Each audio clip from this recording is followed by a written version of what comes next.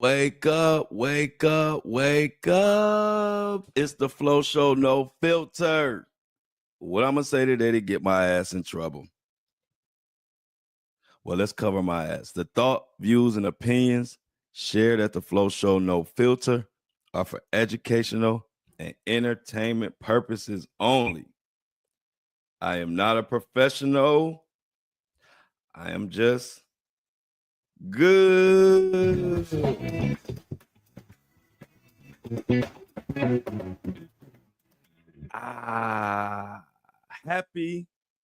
Happy hump day. Wednesday for everybody out there. A little early today. I got a little something I got to do at 10. I didn't want to be cutting it close today. So and I've been going a little longer. So I was like, let me give me some time to get this in on time to my listeners. So I'm here, happy to be here on the early side. Let's get started. Hope everybody enjoying their weekend and enjoying themselves. We got a great show for you today. Got a few updates, some good updates. Well, I won't say good or bad, but updates on stories that we have been covering. Got an update on Tony Busby's situation. Got an update on Diddy, Kanye's situation. Got an update on Sadishka. And what else do we have an update on? Basically, that's it, though. We're going to focus on those. And, of course, we got a Diddy update. Diddy is the judge has made an update on Diddy's and those witnesses. So we're going to talk about that. And I got hit with, about to get into this Diddy mess, but I got hit with another Walmart. Was it Walmart? Yeah, Walmart. Did a replacement on me. And I'm going to say veggie chips don't mix with sour cream and onion. Like, don't make veggie sour cream and onion chips. They not made. So just warning anybody out there, if you get those little veggie chips that kind of look like Pringles, we usually get the plain ones.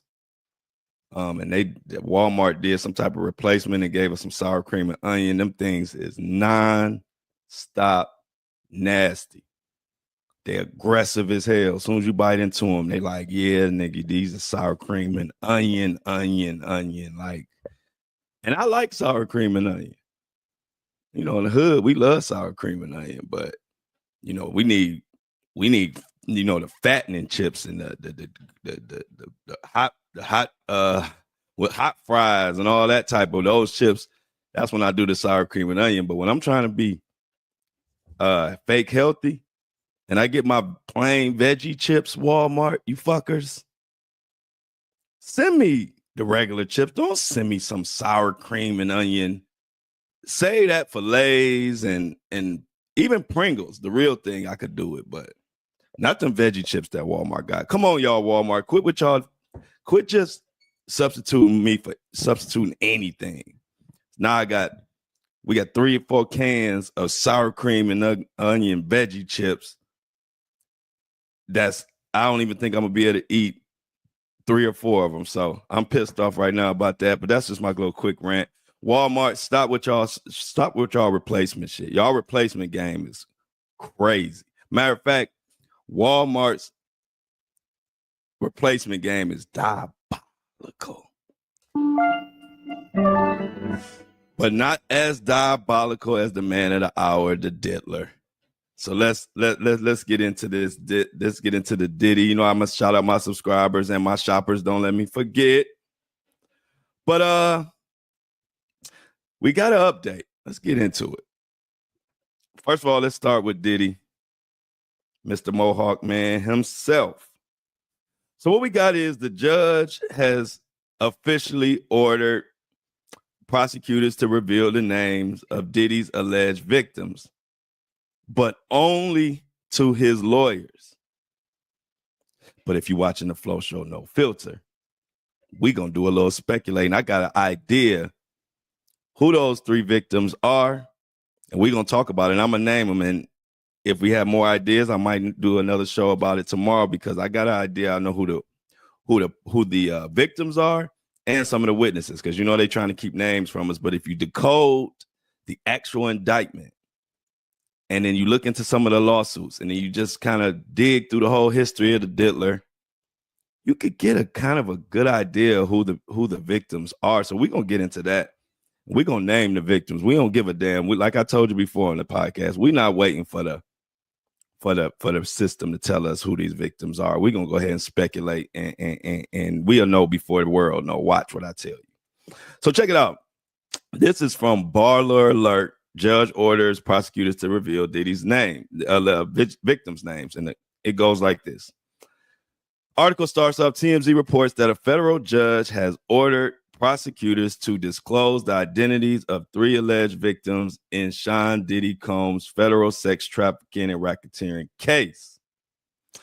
According to the motion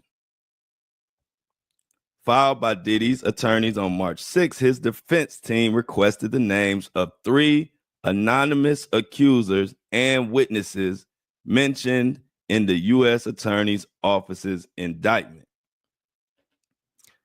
And today's show, we're going to name who we think possibly one of those witnesses is, and we're going to name the 3 accusers.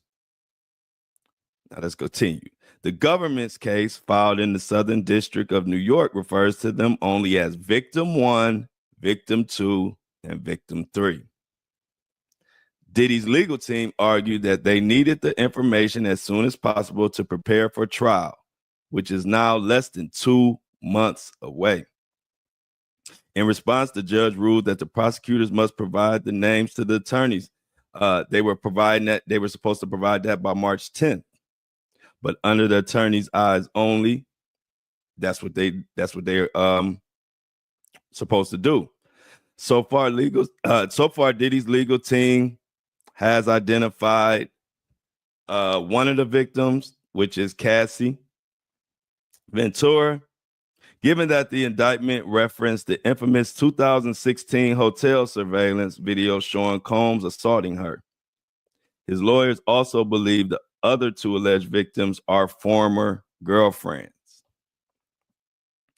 Despite the court's ruling, a gag order remains in place for the case, which means the victims' identities may not be revealed to the public until the trial, if at all.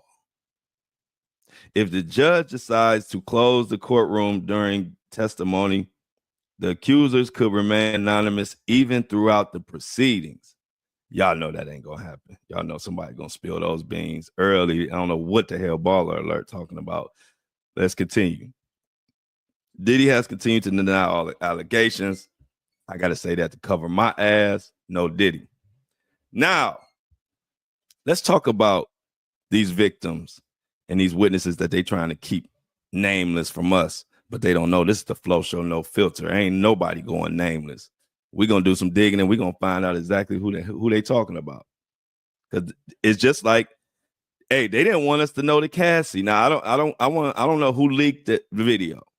I don't know, but if we going according to the law, according to whatever was being said in the official filings, the feds didn't release that tape. So let's just assume the feds didn't release the tape. They didn't want to reveal Cassie's name. What happened was the indictment spelled out that there were that one of the victims was beat up in a hotel, and it gave, I think, the year, the time frame, or maybe even the date. And then the Cassie tape got leaked, and everybody put 2 and 2 together. And they said, oh, well, victim 1, this is before the superseding indictment. They said victim 1 has to be Cassie because we saw the hotel beating. We saw it on around that time, that date, or whatever they said. And that's kind of how Cassie even got put out here. And I'm saying that to say that they wrote the indictment nameless for a reason, but the incidents will kind of point out to who they're talking about. So Cassie beans got spilled, and that's how we know it was Cassie. Then here comes this superseding indictment. Now, in the superseding indictment, we also have context clues of who those 2 victims are. and also who some witnesses are because of the actual crimes that are alleged. So let's talk about this indictment so we can break down who possibly are these two other victims and another witness that we may think his name will pop up. So the first one is kind of easy. And we talked about it before, so I'm gonna do the first one that we already talked about. Then we'll get into victim number 3. Then we'll get into the witness.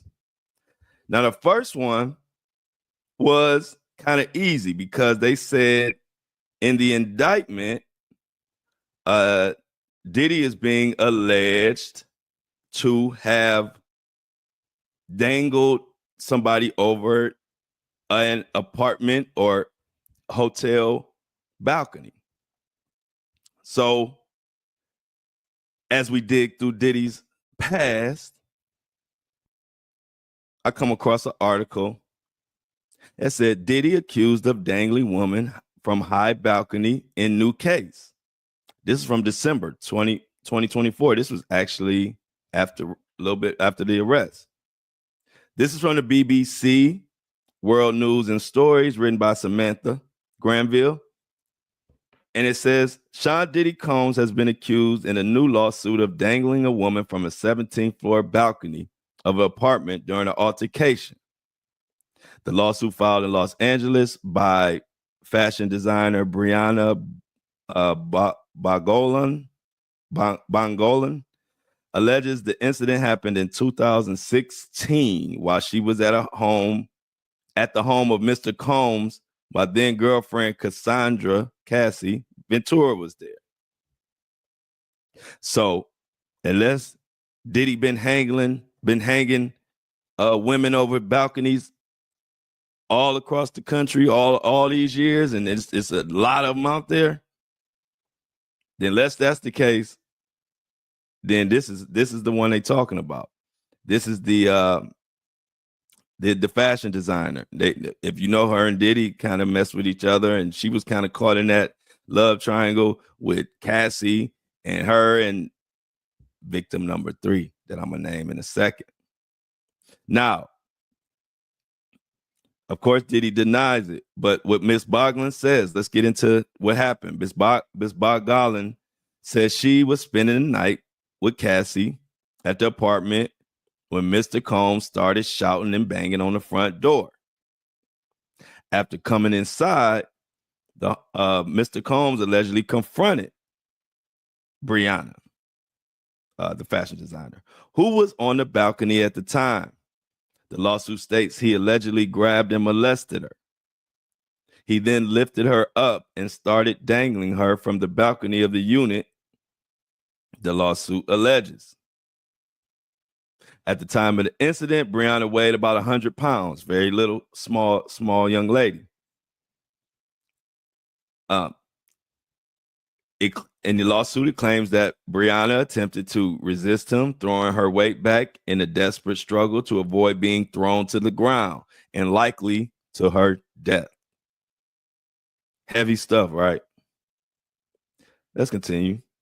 The lawsuit states that Ms. Ventura came outside to intervene, and Mr. Combs allegedly pulled Ms. Brianna back over the ledge by slamming her onto the patio furniture.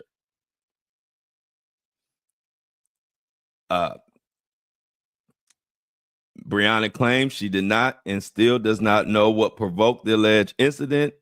According to the suit, she is seeking $10 million in damages. I don't know if she's gonna get that much, but who knows? And also in the lawsuit, Brianna says it was a culmination of series of threats, intimidation, and violence that covered many of her interactions with Mr. Mohawk Combs. The allegations echo an incident noted in a separate lawsuit with Cassie. And we all know about the Cassie lawsuit and what happened. I don't have to go on that, but Ms. Brianna alleges she endured terror and abuse from Combs throughout their professional relationship, which began when the music mogul approached her about collabing with the fashion line. So Brianna, she got a lot to say. And if she is victim number 2, Diddy gonna be cooked. Because not only does she have several incidents that line up to what happened allegedly to Cassie, not only that, but they also have incidences where they both were there as they can be witnesses to each other's getting victimized. And so when it comes to naming these names, it's a reason why the defense was so thirsty to get those names. I think the defense, well, when they saw dangled over a balcony, they pretty much knew who that was. But I think this third victim, I think Diddy and his legal team didn't know for sure who this third victim was. And that is why they were so thirsty to know who it was so they could prepare a defense. Because the possible third victim that I have right here in my phone, she had allegations, but as far as I could check, I couldn't find any lawsuits. But she had the same stories, the same exact stories as Cassie, and similar stories to Brianna. Tell me if you remember this person. He had caught me texting another man. We was in Miami. It got really crazy that time. We was upstairs and he had like, we were in his closet and he like pushed me and I fell to the ground and then he like stood over me. So I was like laying on my back and he stood over me and he started like punching me like this. Like he avoided my face, but he like started punching me like on the side of my head and I was just like covering my face. And then after he got done doing that, he like stomped on my stomach like really hard and I like took the wind out of my breath. I couldn't breathe. And he kept hitting me and I was like pleading to him, like, can you stop? I can't breathe. And he like stopped for a little bit. He like grabbed my hair from the back and like was like punching the back of my head. Cause he was just avoiding my face when he was like hitting me. So for those that don't know or didn't recognize that voice, that was another one of Diddy's exes, Gina Hun. I forget how to pronounce her name. I'm gonna just call her Gina, but it's last name Huynh. And in that story, that's Gina telling a story about the time that the diddler stomped her in her stomach. Rumors were that it actually caused her a miscarriage, and he did that multiple times. Now, the reason I tend to think that she's a strong possibility of being victim number 3 is because she's also another one considered to be an ex of Diddy. And it seems like they put Cassie there, and I'm pretty sure that the one dangling over the balcony could be one. And it seems like they're the only accusers that they're actually putting in position or actually getting behind are accusers that had relationships with Diddy, like long term. If you read the indictment. And so she had one, and in the federal indictment, she had a long relationship with Diddy, off and on.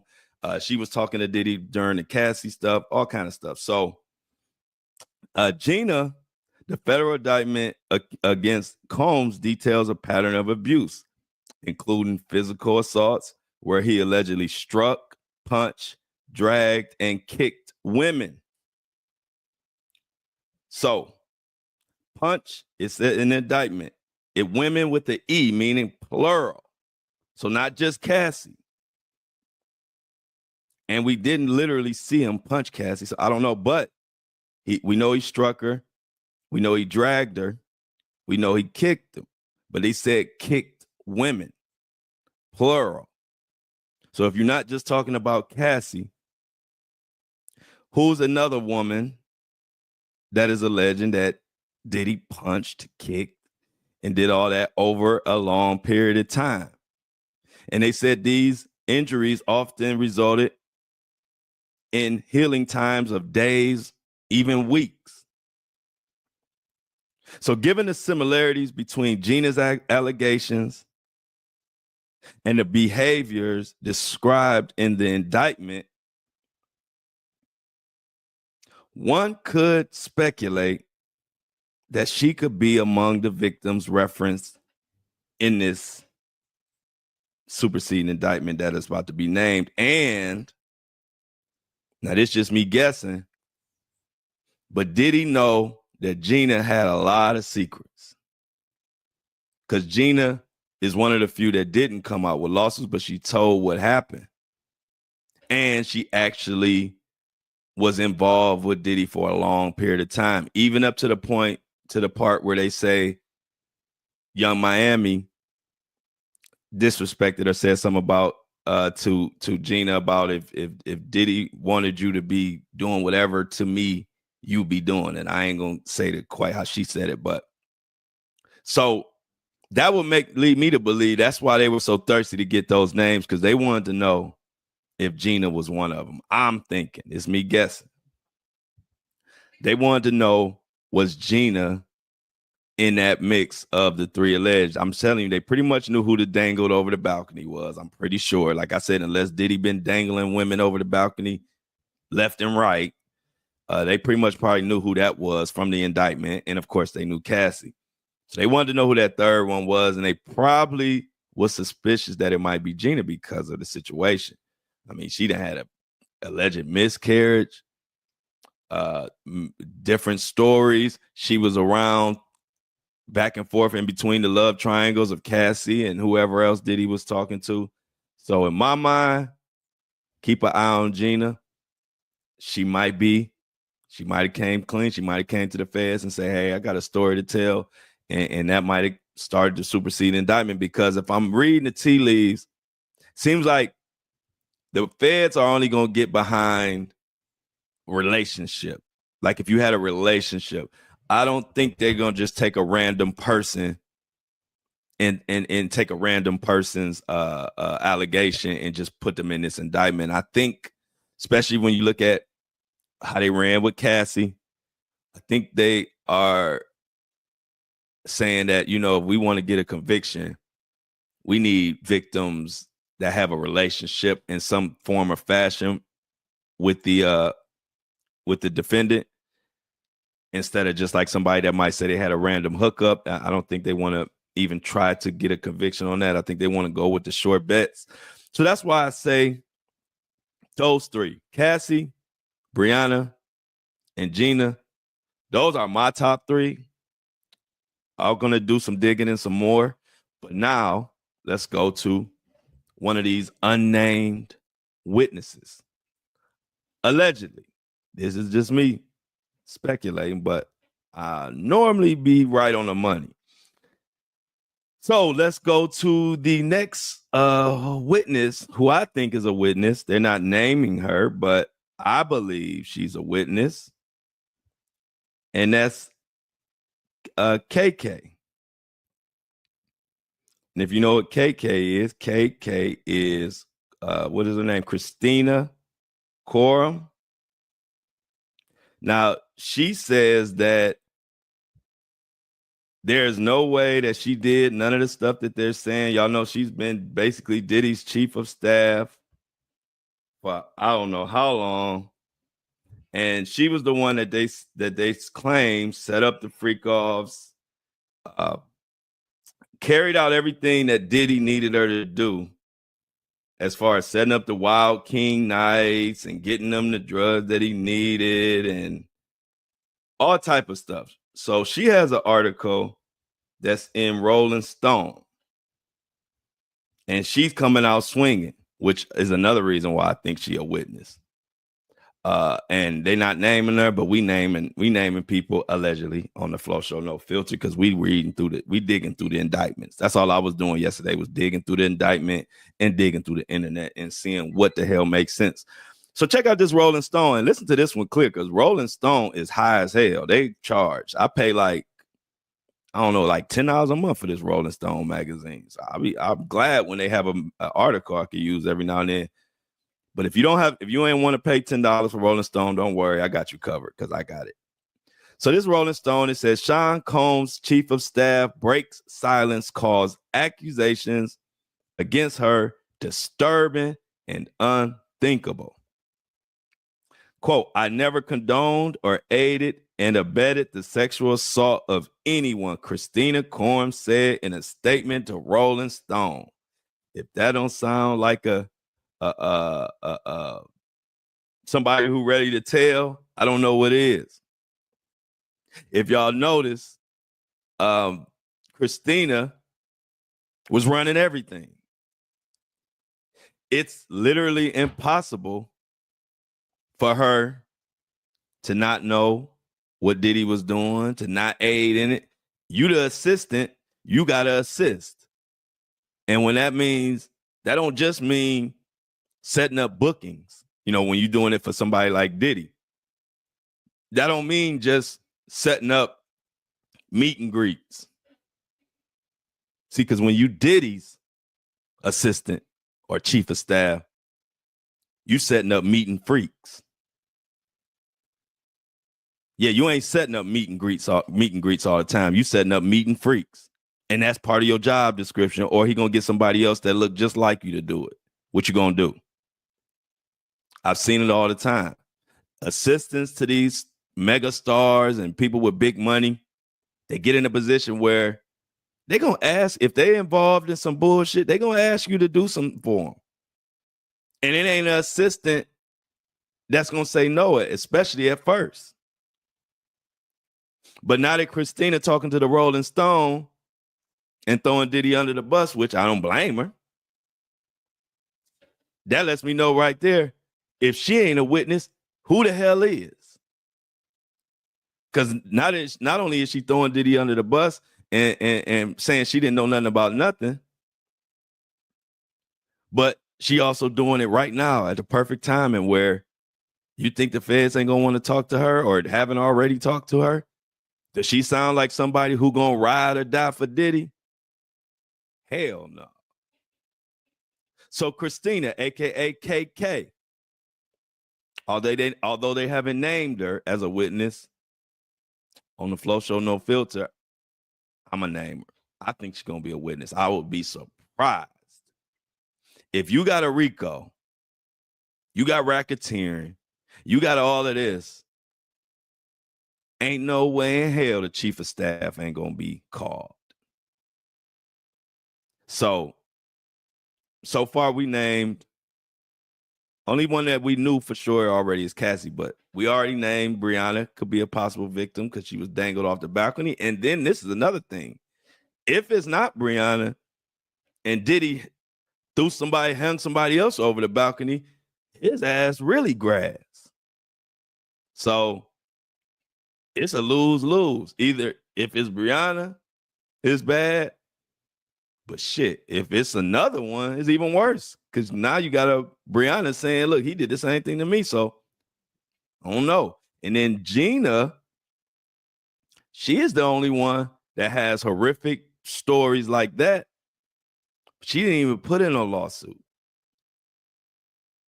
Unless it's sealed and nobody knows about it. But I see nothing on the internet about her having a lawsuit. And that looks actually kind of good for her, especially if you don't know what type of evidence she has to go along with her stuff, hospital visits. I'm sure if she was kicked and punched and allegedly had a miscarriage and all of that, I'm sure that's well documented. So if that third person is Gina, that could spell trouble. Because I'm pretty sure if he caused miscarriages, punched her in the stomach, punched her and did this and that, and this was ongoing, I'm pretty sure she has some evidence. And I'm gonna tell you something that nobody kind of knew, or anybody know, but I was giving this information, but it's way past the time now. I was talking to some people in the know a while ago about the Cassie situation and how it got resolved so fast was this, and this is inside information. That's why I'm not going to tell no names or anything. So I don't want to get anybody in trouble, but I got to tell y'all this. Y'all be subscribing, so I'm telling. Look, my subscribers getting the info, and my listeners. So you just be mad at me on this one. But anyway, what happened with Cassie was, y'all know how when it initially was filed, and at first Diddy was like, this is BS. No, he didn't say BS, but he said this is a money grab and blah, blah, blah. Remember, he was like standing on 10 the second Cassie filed, right? Well, somebody in the know told me, he was like, you want to know what happened? Why Sean Combs went from standing on 10 toes to basically 5 minutes later sending over $30 million and all of that? Cassie had some evidence that she saved from like 10 years ago or something that Diddy never knew about. And whatever that evidence was, whether it was DNA, because I can't say what it was, so I'm gonna just give you some, whether it was DNA, whether it was video footage, whether it was a napkin with some bloody DNA on it that she saved from a wild night. She saved some evidence that Diddy didn't know she had. And the evidence was from like 10 years before. Like it was some back in the day evidence. And when the lawyer let Diddy's attorney know what evidence that Cassie had, that's when Diddy changed from standing 10 toes talking about it was a money grab to trying to force that money down her throat and trying to get rid of it and paying whatever he had to pay. And so it could possibly be the same way with Gina. You never know what type of evidence people hold on to. Gina might have some evidence from the miscarriage or from getting punched and kicked in her stomach or getting abused. Who knows? And see, it's what a celebrity or person with money can fight all day long. Words and he say, she say. But if you could produce them receipts, oh, it's ball game. Which is why we've been on this show saying that Diddy is cooked. Crock potted. Twice baked. Panini grilled. The Benihana man is spinning the egg. They doing Diddy like Benihanas and wasabi. They spinning the egg and cracking it and throwing water and squirting squirting shrimp sauce in your mouth. No Diddy.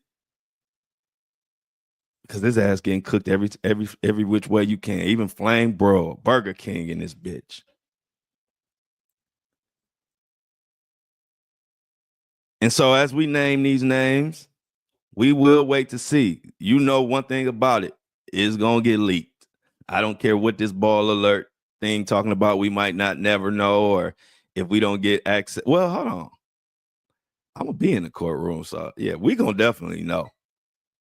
We're going to definitely know because my ass in the courtroom, especially on certain days that I know is going down.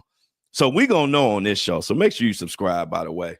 I don't know what ball alert talking about, but that's going to get leaked. We're going to know the names. And until then, we're going to keep speculating. And I'm going to keep watching it because eventually it will get leaked. Enough of Diddy. Let me go to something else real quick. I don't even want to spend a lot of time on this particular segment. But remember I told y'all I was out on Kanye? And y'all know Flo got that grandma intuition. came from my granny, the inventor of And I Don't Like It. When granny called out something, you better believe something gonna follow up and co-sign what she's saying. And Kanye just went too fucking far last night on Twitter or whatever, X. And it's just fitting that he did this right after I said I was out on him. Because I'm a Kanye, I'm a Kanye fan. A lot of us are Kanye fans. I'm more sad to see the crash out. Not happy to see this crash out. But he went too far last night. What did he do? I don't care what you feel about Jay-Z. I don't care what you feel about Beyonce. I don't care what you feel about what they may or may have not done in the industry to people or whatever. A lot of speculation going around. I ain't even here for that this morning. But Kanye West says something that I don't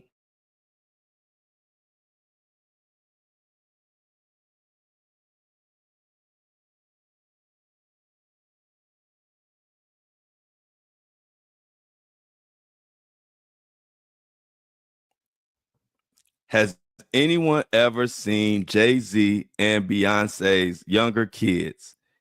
They are retarded. No, like literally. And this is why artificial insemination is such a blessing. Having retarded children is a choice.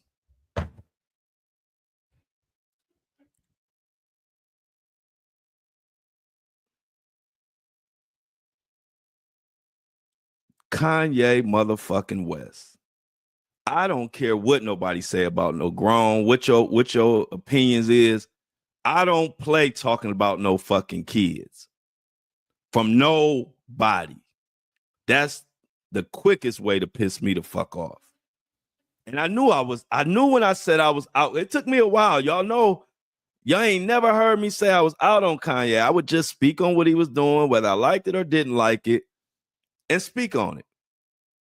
It was just yesterday morning on the podcast, I finally just told y'all, look, y'all, I'm out on Kanye. He done went overboard. I can't honor that. I can't respect what he doing.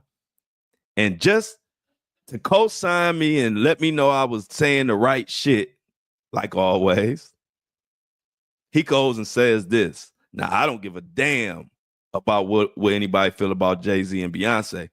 Kids is off limits.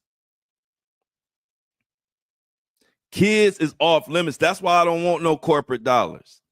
That's why I only want corporate dollars if they're going to be in line with what we doing on this show. This is why I want subscribers, and y'all think I be just saying this shit. No, this is why I want subscribers.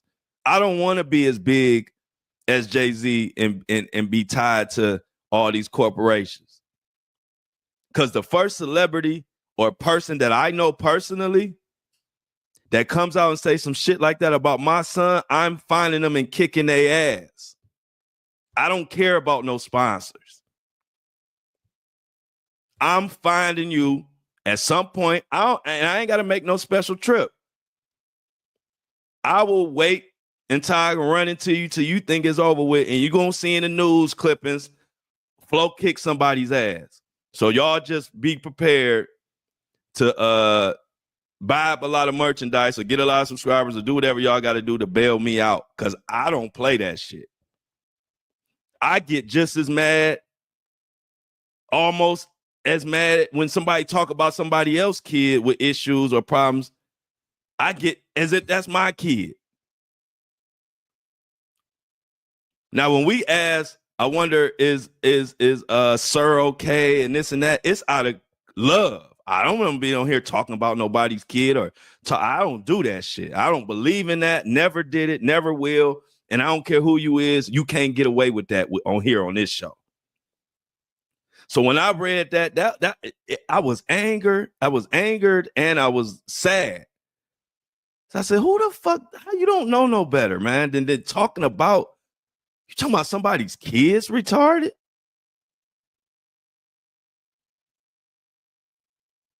You talking about somebody's kids retarded. That you ain't got nothing else better to do or say. No, your time is so useless right now that you done found time to talk about some innocent kids and put some bullshit papers out about them.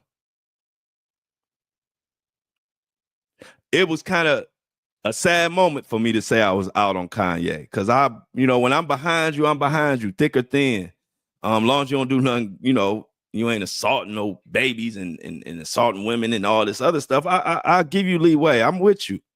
So it was a sad moment when I'd say I was out on Kanye. But after that tweet, after him calling somebody's kids retarded for the whole world, I'm super out on Kanye. And like I said, I don't care any industry. Y'all can be mad at me, any celebrity, whatever. But you say something about that kid, and I know who you are. Now, if I don't know you, I don't know you. But if it's like Kanye and Jay-Z, they know each other well. So if I know you well, and you talk about my son or my kid, whatever, like that, and this ain't right. I ain't condoning violence. I don't condone violence. This ain't right. I'm just real. And I'm just telling you honestly, that's cause for an ass whooping. And go ahead and give me my case, or give me my bond. I had a bond money ready, because I'm not going for that shit. That's foul as hell, man. And Kanye need to get some help.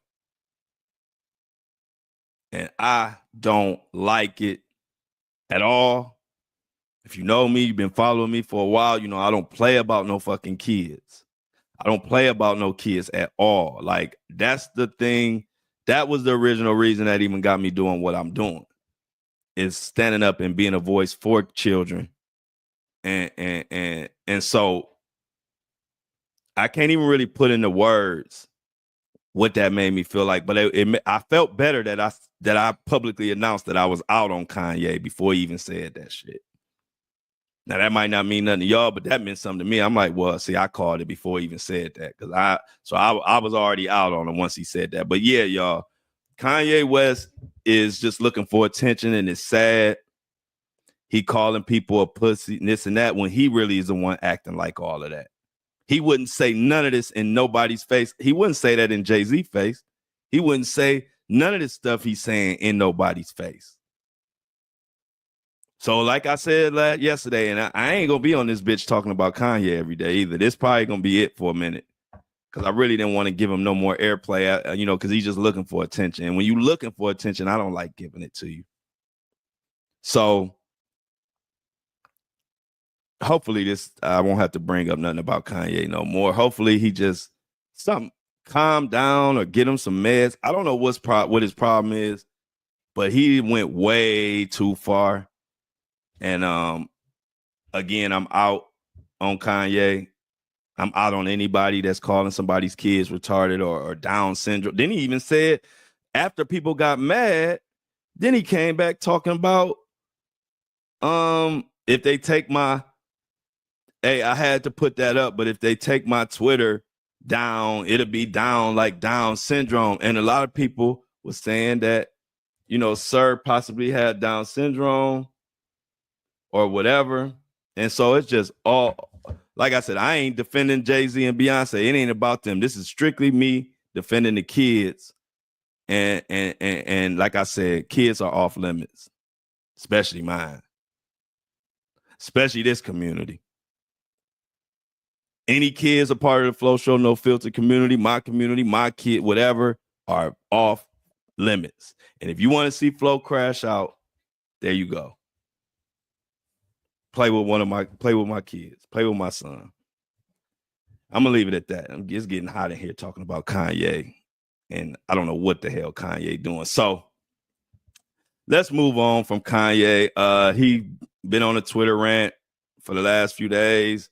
He want to beef with Kendrick Lamar. Kendrick Lamar ain't paying him no attention.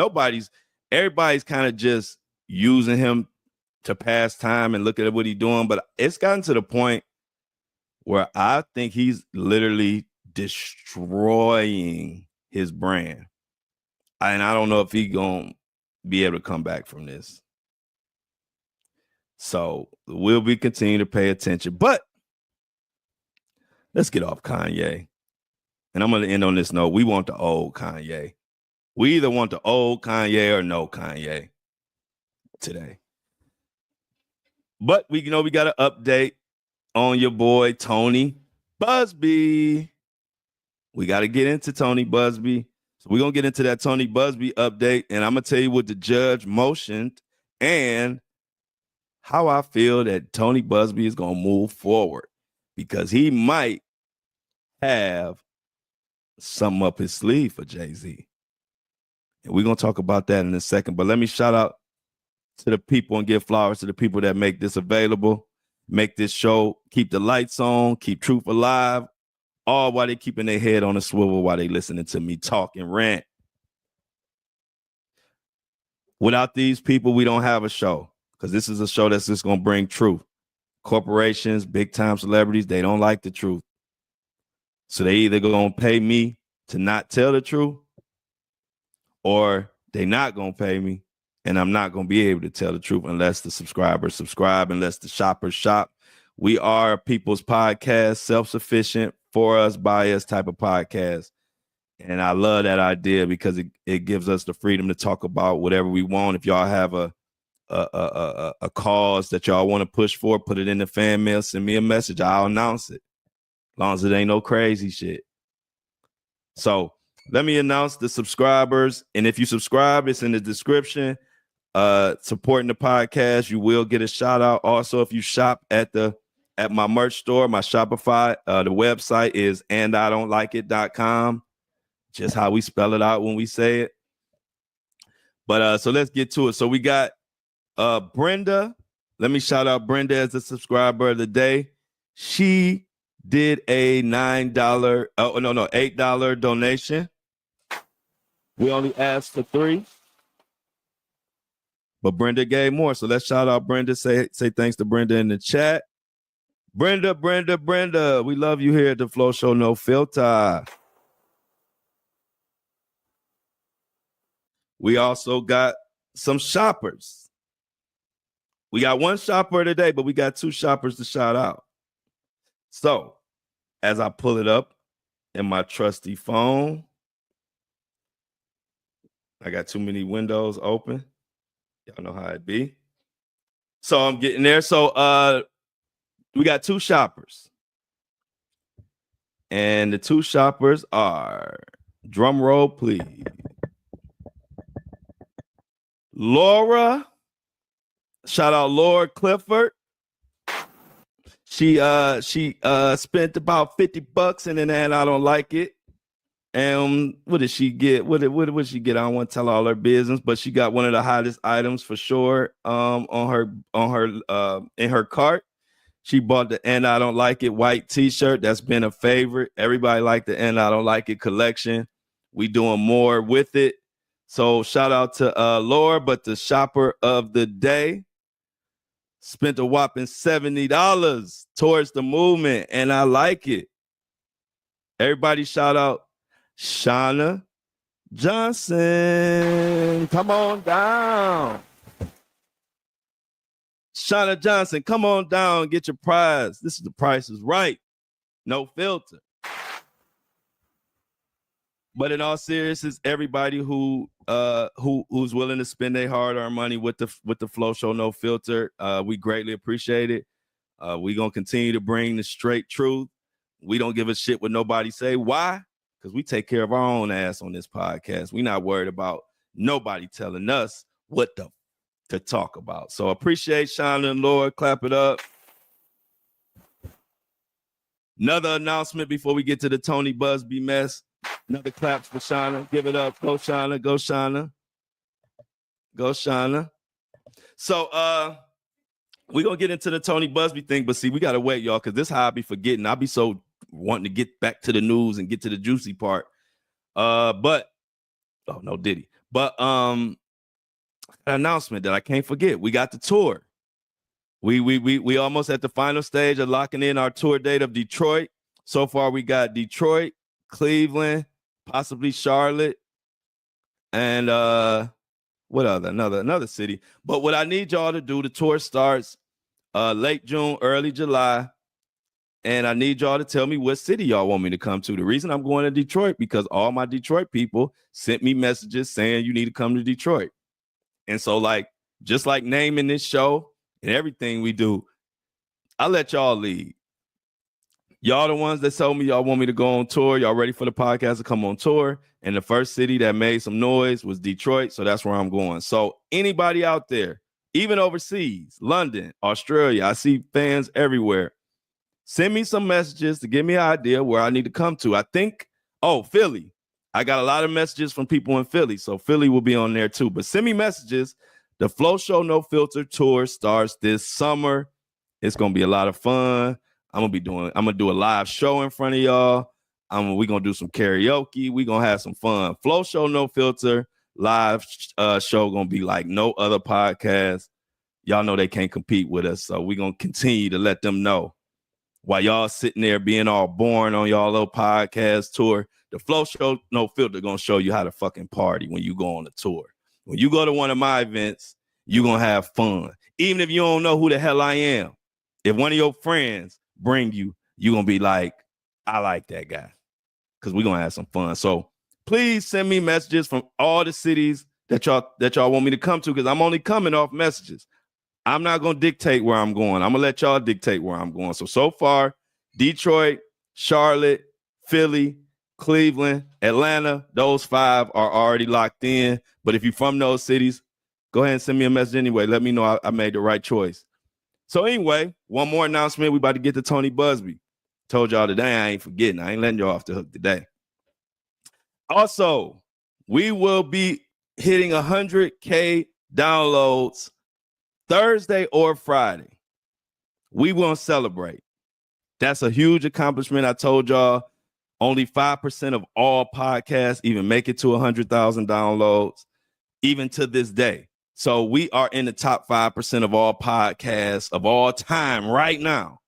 And we got there because, for one, y'all told me to do it. And then when y'all told me to do it, I came in here and killed it. And we a good team. So to celebrate, we're going to have a little party on the podcast, whichever day. It'll probably be Friday, since even if we break it Thursday, we'll party Friday. And I'll be dropping my first headband, the 100K headband, and I don't like it. It's already designed. It will be dropping. We probably drop it Friday. It's going to be a commemorative limited edition. Y'all know y'all been waiting for the headband, but y'all know I move slow because I move correct. I like stuff to be right. I don't want to I didn't want to rush and drop a headband and I ain't really like it because I'm known for the headbands. I got a million of them, but I like these 2 are my lucky ones. So the headband and wine glasses will be dropping this Friday. The Flow Show No Filter wine glasses and the And I Don't Like It headband will be out this Friday to celebrate us hitting 100K on something that I had no clue would ever happen. I never knew I would even be doing a podcast. And when I look at independent podcasts and how low the numbers are, it really makes me like really appreciate y'all and appreciate what we got. Because I see people who have independent podcasts that are happy to get 100 downloads in a week on an episode. Like, that's not even bad. Like, that's, if you have a podcast independent and you get 100 or 200 downloads on an episode in a week, that's, you're not doing bad. Don't be frustrated, because I see a lot of people that's like what the numbers are. So for us to just pick up a microphone, I literally bought this equipment and learned how to do it that night. The first day my equipment came, I learned how to do it in an hour or 2. And the next day I brought you the first podcast. And to go from that to we about to hit 100,000 in 4 months, independent, clap it up for us. So look out for the headbands. Look out for the wine glasses this Friday. We're going to be celebrating. And thank y'all again for having my back and pushing this podcast, this little independent podcast that could. It's kicking ass, and I love it. It's like the movie 300. We independent, but we mighty, and I like it. I love it like that. Oh, and then I got the and I don't like it. I love it. Shirts coming soon too, so look out for those. And I don't like it. I love it. Coming soon. Anyway, got all the announcements out the way. For once, I ain't forgot nothing. So y'all just had to, sometimes I just got to stop and get them all out the way. That way I don't forget. So now we're going to get to Tony Busby. It's looking a little better for Tony Busby, y'all. Looking a little better for Tony Busby. So remember I talked about the judge had gave strict orders to Tony Busby to explain why he didn't tell his client that he wasn't licensed in New York, and he didn't explain it. He really just put in a motion to withdraw. And remember I told you that the judge might not accept it. Well, Tony Busby also explained, his explanation was he said something to the effect of it was a misjudgment or something or whatever that led to him doing that. Long story short, the judge has accepted it, which is good news for Tony Busby. So the judge allowed him to withdraw from the case with Diddy, with the lawsuits with Diddy and Jay-Z. But the funny thing is, okay, they have co-counsel, which means, like I explained to y'all yesterday, if you're a lawyer and you want to take a lawsuit in another state, normally what they do is they find somebody who is licensed in that state and they collab and partner up on that case. I've seen them do it all the time, especially in the like amplified cases where they're helping out people and helping out victims. A lot of times they'll partner up with somebody in another state so they can do it. So that's normal. So, but the funny thing is, it's still a lawsuit. Something Jay-Z still got something going on, because it said for the Diddy and Jay-Z lawsuits that are ongoing. But as far as we know, that one got dismissed. So that leads me to think, are they talking about the other lawsuit that involved a male that is suing Jay-Z? Because other than that, I wouldn't know what lawsuit that Tony Busby is withdrawing from that involves Jay-Z. So Tony Busby may have a trick up his sleeve. Because if y'all remember, back when Jay-Z and Tony Busby and the attorneys all was arguing and going off on each other, if y'all remember, there was another lawsuit mentioned that we all didn't know about. We all knew about the 13-year-old with Jay-Z, but we didn't know about there was a male victim. That came out kind of when they was slinging mud. That came out and we were like, wait, hold on. So it's a male victim that's suing Jay-Z too? So I don't know. I'm just like y'all. We got to sit back and see how it plays out. But Busby may or may not have a trick up his sleeve. So now, since the judge has let Tony Busby withdraw from this particular case involving Jay-Z and possibly Diddy, I'm not sure how they connected, because they just use both their names. I don't know if they're saying they're on the same case or they're talking about different cases. But anyway, as far as Jay-Z and Diddy, Busby might have something for Jay-Z. We're going to have to sit back and see.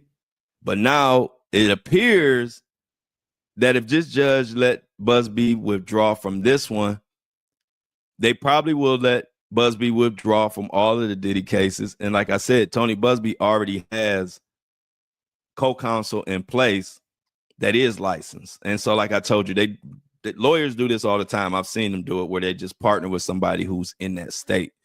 So it looks like, as far as Tony Busby, looked like there's some good news for him. He was able to withdraw, which means those cases can go forward. And don't be surprised if another bombshell lawsuit comes out against Jay-Z. It might be that male person. Who knows? But we will be sitting back and waiting and seeing how this plays out, because I'm telling y'all, like I told y'all in the beginning, this is a heavyweight fight between Tony Busby and Jay-Z, and it don't seem like neither one is letting up. Tony Busby is coming back firing. He full steam ahead. So we will see. We will see who comes out on top, Jay-Z or Tony Busby, because they are going at it. And like I said, I'm starting to feel like Tony Busby might have a ace in the hole, but we'll see. So that's the update. So Tony Busby, just to bring it up and confirm, Tony Busby's motion to withdraw was accepted by the judge. Remember, I told you the judge didn't have to accept that. And so they did. So that's good news for Tony Busby. And also, we got to see what this other lawsuit that may pop out for Jay-Z.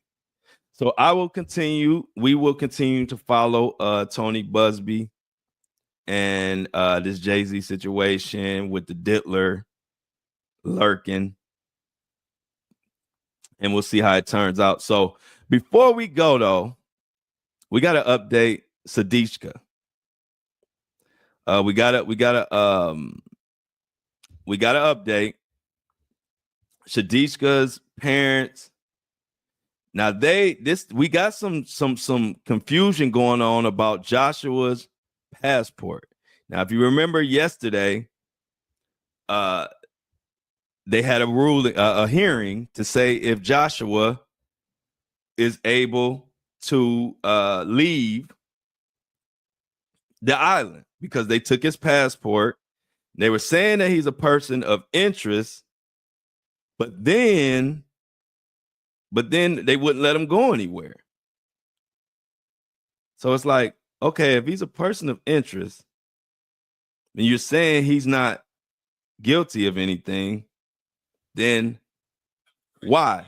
Let me recap. This is what we got going on. Republic, a St. Cloud State student, is still a key witness in the search for 20-year-old Sadiqa Kanaki, who vanished while on spring break. The St. Cloud State student is believed to be the last person with her 10 days ago. Fox 9's So-Young Kim joining us in our newsroom now. And So-Young, his parents are speaking out through their attorney at this point. Kelsey, Randy, his family says he's being detained in the Dominican Republic despite his willingness to cooperate. This surveillance video shows what authorities say our 20-year-old University of Pittsburgh student Sadiqa Kanaki and 22-year-old St. Cloud State University student Joshua Reeby in Punta Cana. They can be seen together on camera not too long before she vanished in the early hours on March 6th. Dominican Republic police say Reeby is considered a witness as the search for Kanaki continues, and say this is a missing person investigation, not a criminal case at this time. Now, his parents are speaking out through an attorney saying, quote, despite his full willingness to cooperate, Josh has been detained under irregular conditions and subjected to extensive questioning without the presence of official translators or legal counsel until Wednesday, March 12th. They also say he has remained in his hotel room under police surveillance. According to a police interview transcript obtained by Fox News, Reeby says they met that night, then made their way to the beach. The two were talking in the water when a big wave hit. He struggled to help her ashore. Then at some point, he threw up and passed out. Several hours later, he returned alone to his hotel room. His family also asked everyone to pray that Sadiqa be found and returned home to her family. So that was just to give you a little context of what we're talking about. We're talking about Sadiqa, the young lady, the college student, 20-year-old, went out partying in Punta Cana with her friends, met a couple guys. She left behind with one guy named Joshua, and we never saw her again, but we see Joshua. So that's the issue right now. But the parents spoke, and when the parents spoke, it was pretty sad. Just check it out, a little bit of what they said. But before I let you hear what they said, so basically the parents have said that they want to declare her, they want the DR to declare her dead. They want it to be over with. They want to get past it. And people were speculating and people were confused. Like, why would they want the investigation over so soon? If I was a parent, if I was my child, I would never stop, blah, blah, blah. You know, everybody was saying all kind of stuff. And I agree with a lot of people. But what I'm finding out is there are a few reasons that people tend to think this is that they are so quick to say, just say she's dead or whatever. One being the biggest reason is cultural differences, they said. They say one reason they want to get it, you know, close the door on this situation is in their culture, they say that the soul can't rest or the soul can't have peace until it has closure. So they want to get to that part fast, you know, quickly. So they want closure. Also, there was a lot of people from that culture saying that I don't know, this is what people saying, so don't take these as my words, but they were saying that the family felt embarrassed by the situation, and now it kind of makes sense, because if you remember yesterday, I said not only did the parents want her to be declared dead, but they also said that they wanted the footage. They were very adamant that they wanted that footage taken down. They didn't want that footage of her walking with dude and hugging and doing all that. They wanted that taken down. And now, and the fact that they really made that, because when I read that, I thought, I was like, well, I know you don't want the footage, but if you say I want to declare dead, just in case she's still alive, why would you want the footage to come down? I was thinking that to myself. But I don't really never try to talk for parents in that situation. You don't know how you would act or what you would want. But now, if what everybody's saying about the embarrassment and shame and all of that, that they feel as being Indian people from India, now that kind of makes a little sense, because that's why they were adamant about taking that, wanting that footage taken down of her, you know, drinking, throwing up, walking with dude arm in arm. They feeling, I guess, speculation is that there's in their culture that's basically shaming the culture. I don't know, but that's where we at. And so check this out. This is a little bit what they said.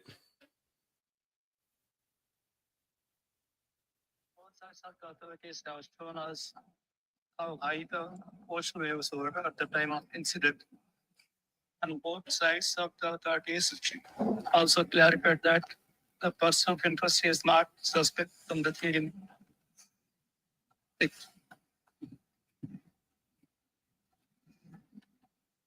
king just with deep sadness and history.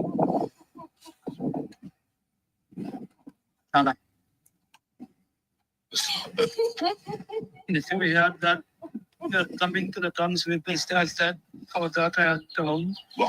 It's an incredible day. Difficult for us to process. We kindly ask you to keep our daughter in your prayers. I know that's hard, very hard to understand. It's probably real low, but you can hear crying. I don't care how low it is. You know, crying when you hear it. It's sad. The mother couldn't even get through the little press conference or whatever they did. She was crying. It's just a sad situation. But if you remember yesterday, I said, yeah, for sure. Exactly. She's just a child. That's what I'm saying. Like, I don't, it's sad, man. But so if you remember yesterday, I said that they had a hearing yesterday to see about giving Joshua his freedom to leave, giving his passport. And remember, I told y'all this ruling would tell me a lot about what DR feels at this point, what happened. And it's strange because they ruled that he, in a sense, is free to leave the island, right? But he still hasn't had his passport. Now, there's some confusion whether they saying he lost his passport, the DR lost his passport, or if they just acting like they lost their passport to buy themselves some time, because now there's another hearing on the 20. Did they say? I think it's the 28th. Yeah, they got. I think it's another rule on 28th that's going to be about his passport.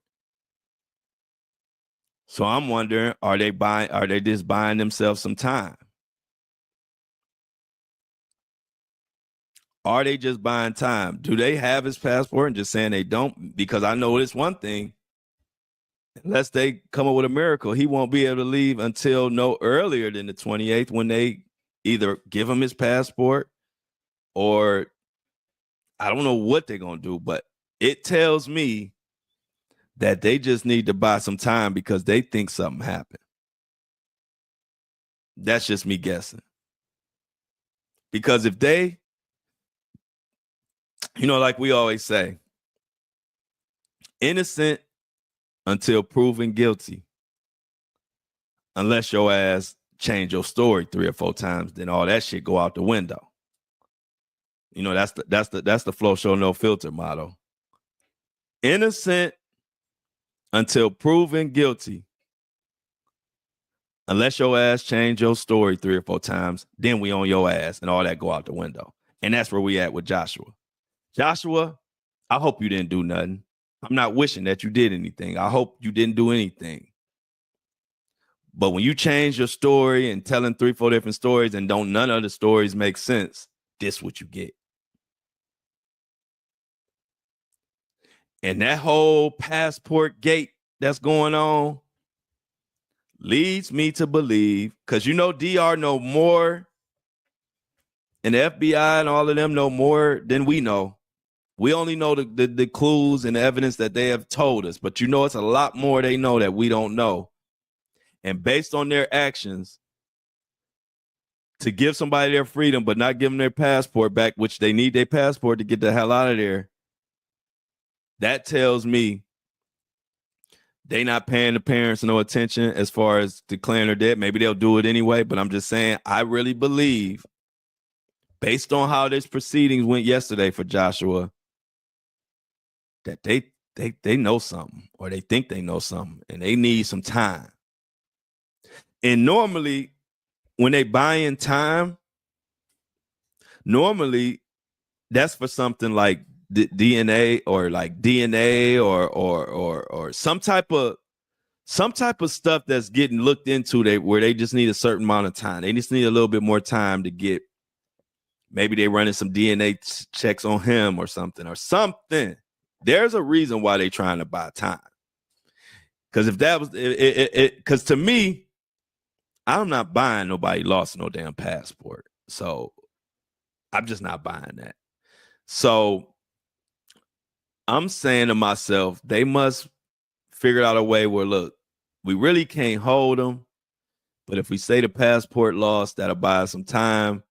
And then they made another court date. So they basically got another 9 days or whatever to prove that he did some shit. That's where I think they at with it. You know what we think on this show. We think he did something out there in that water. And that's why his story is different. And that's why he's changing his story. My parents, my family always said people's story change because they lying.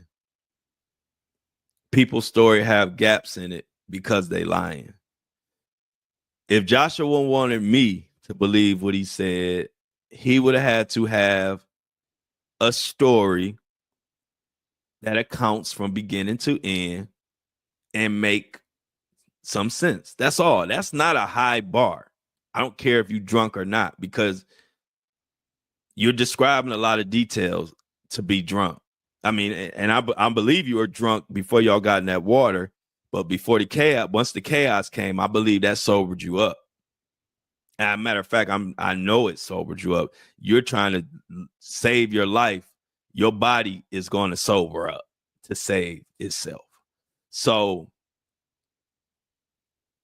it's Joshua's story that got my antennas up. I'm not just looking at Josh just because he was the last one and you just assume a guy did it. That's not why I'm looking at him.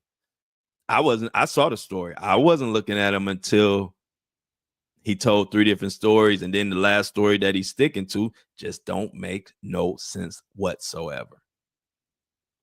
And so, like I told y'all yesterday, I was waiting to see what this hearing said, and that would let me know where DR is at.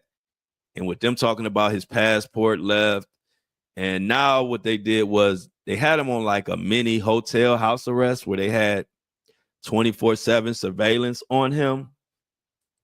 So after this court thing, now he's free to go around, go wherever he wants on the island, come and go as he please.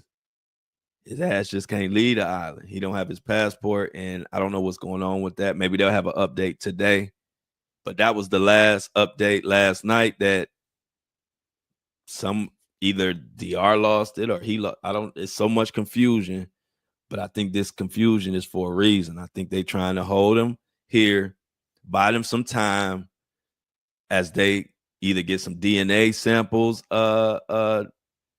looked into, or they just want more time for the body to turn up. Maybe they want to look in the ocean some more. Maybe they want to look around. Maybe they want to do some digging on the beach or something. But I think they know something that they haven't told us yet. As a matter of fact, they might want him to be free to come and go, because they might still be watching his ass.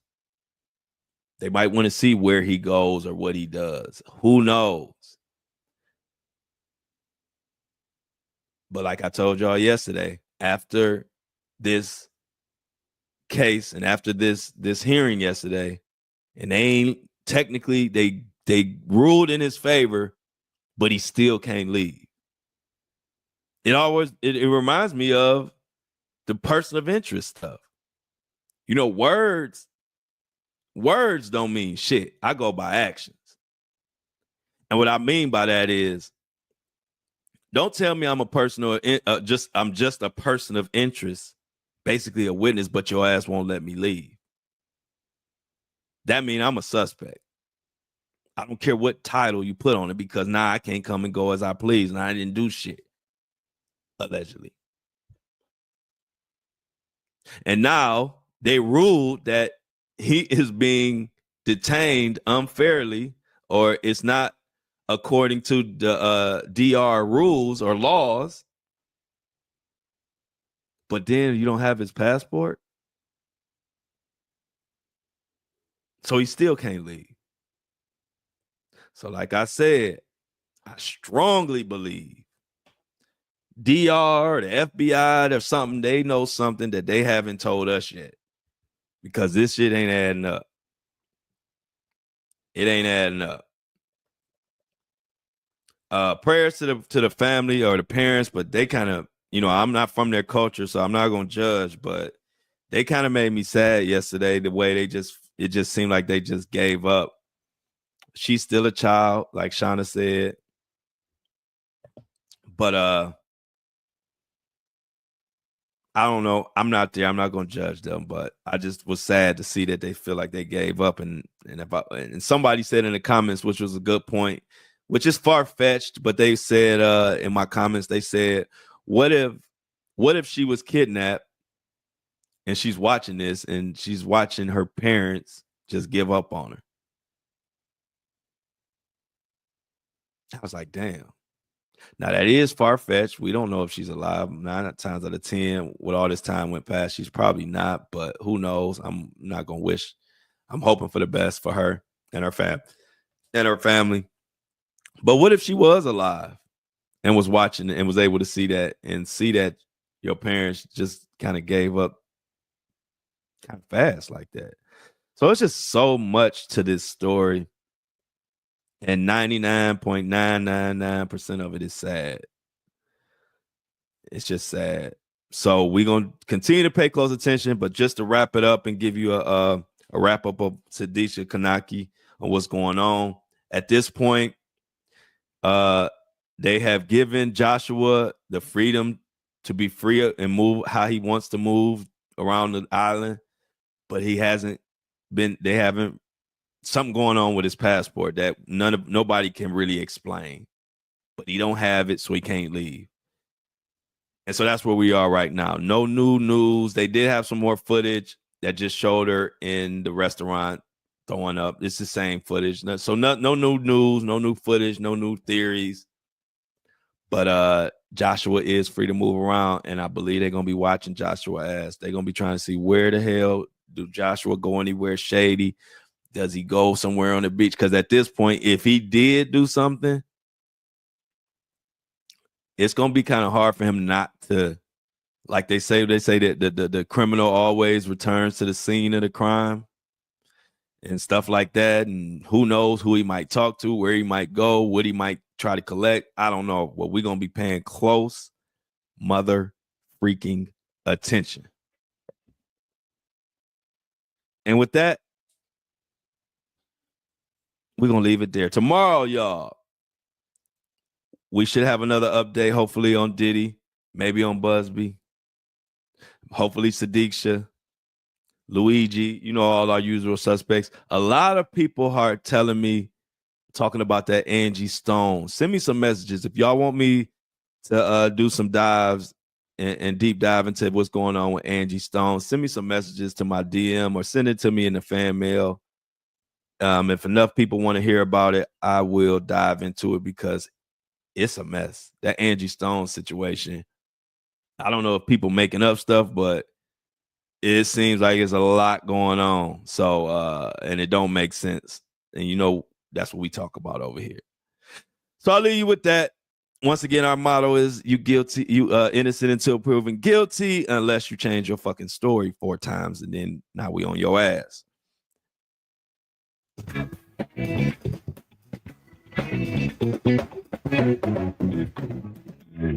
As always, I love y'all, but I'm out.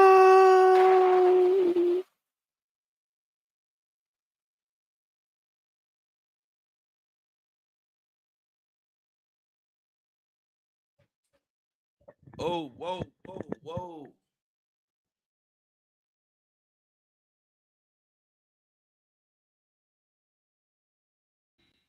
What it do?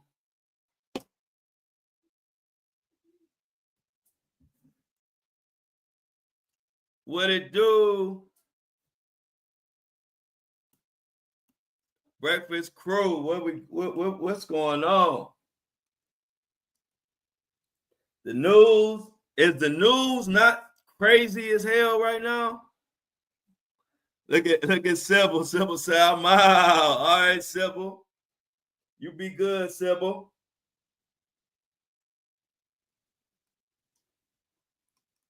Sybil say, I'm out.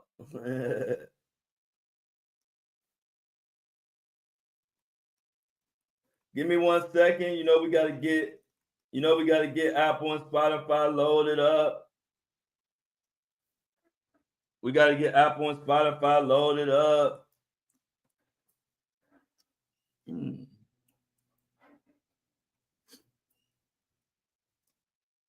Top of the morning, Kobe.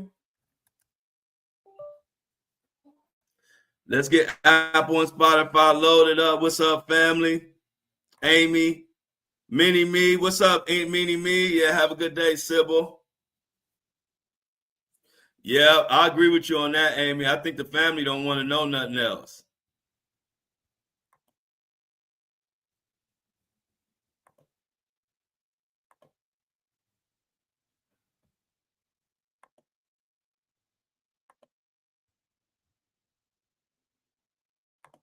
Yeah, good morning, K Marie.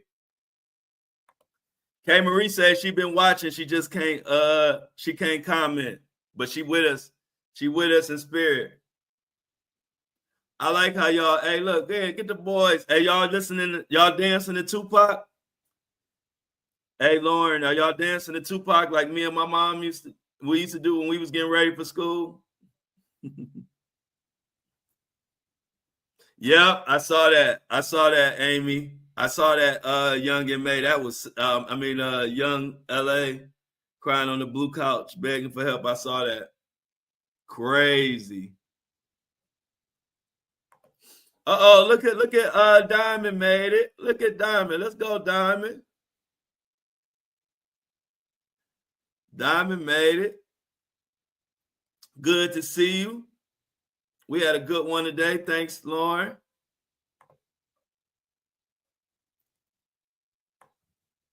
What about Kanye's crash out, yo? Oh, yeah, definitely. You're right about this, Michelle.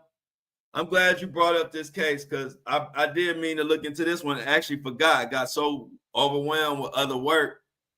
But yeah, I definitely need to look into that. The murders. Do a deep dive into the twin boys in Georgia. So let me put that in my notes, Michelle. Thanks for reminding me on that one. Twins, and that is a crazy case.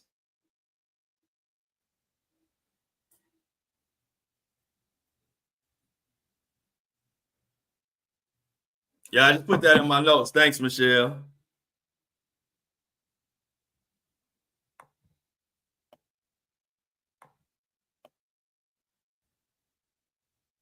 Yeah, man. I'm like, we having our little drought, see Tuck. You know how that go, but they need these losses.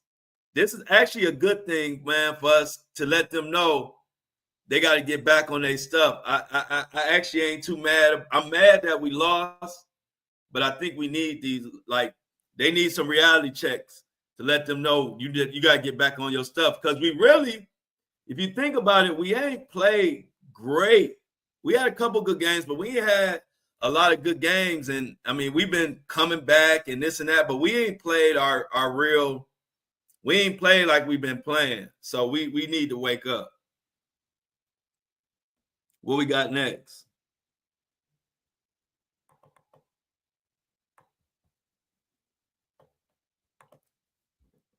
Amy. Look at Amy in this. Amy said we up early. Yeah, we gotta let them know we still human. Yeah, Kanye need to be slapped.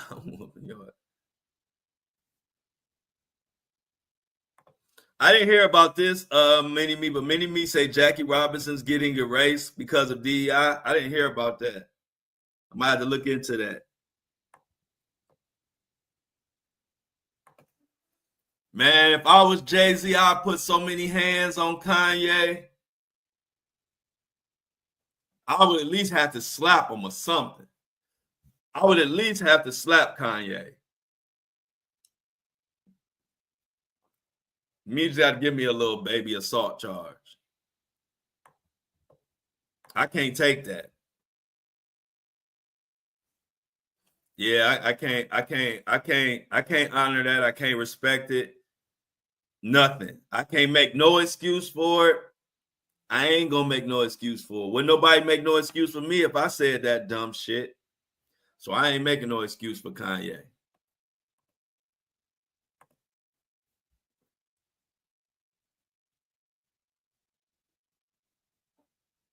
Amy said she threw with him too. I'm for real, y'all. That's crazy. I don't like that, man. You gotta be a different type of person to shit on some kids.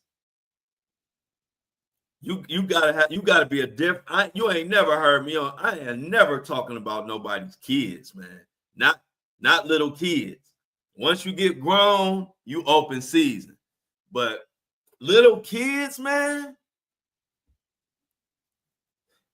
Little kids, nobody should support. I ain't supporting nothing, Kanye. I'm not putting another dollar in Kanye's pocket. I don't rock with nobody that do that. I don't rock with nobody. You gonna cause some kids retarded. You need help. You need help.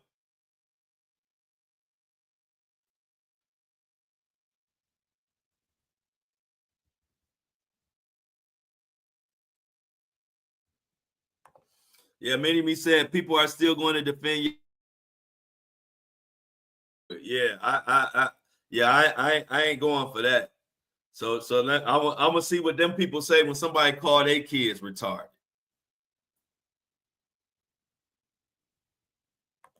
Yeah, we don't respect that here at the Flow Show at all.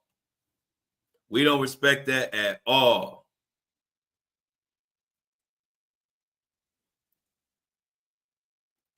Kanye West, bro, he didn't fail, man. And I don't think his product's gonna keep selling like that. I think he's messing his brand up for real. I don't think he gonna get his brand back. He need help, man. Oh, sweet. So Jennifer got her stuff, y'all. Jennifer just got a notification that her Flow Show merch got delivered this morning. Clap it up. Let's get it going, Jennifer. We need you to style in it. We need footage. We need pictures.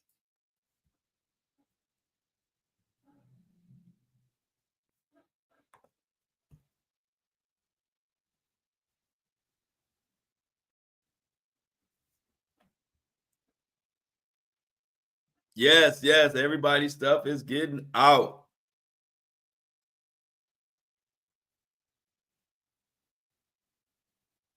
Okay, appreciate that, Jennifer. We appreciate your business. We appreciate the support. We appreciate the support. Everybody say yes, yes, yes, yes, yes.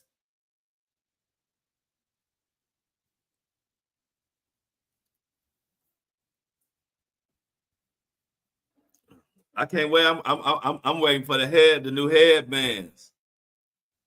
Me said hers might come today.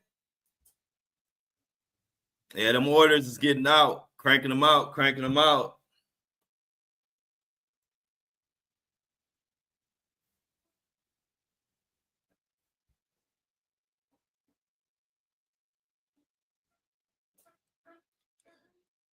All good. Appreciate it. I'm glad all the orders getting out to everybody. All the orders getting out to everybody.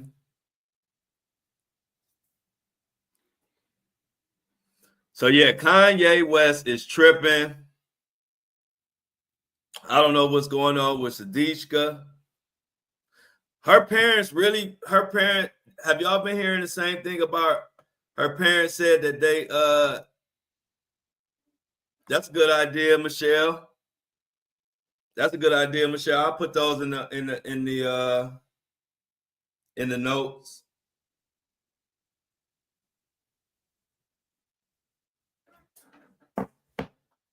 I put that in the notes, Michelle.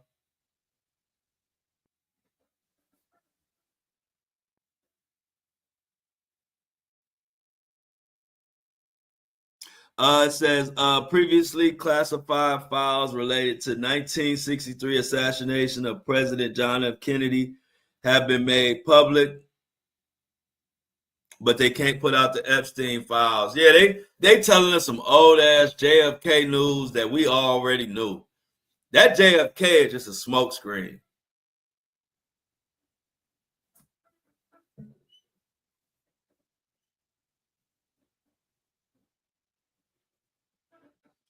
Oh, I already got that. Some of those shirts. Some of these shirts, like this shirt, is already an idea. But y'all know I'm exclusive. I ain't dropping 50 million.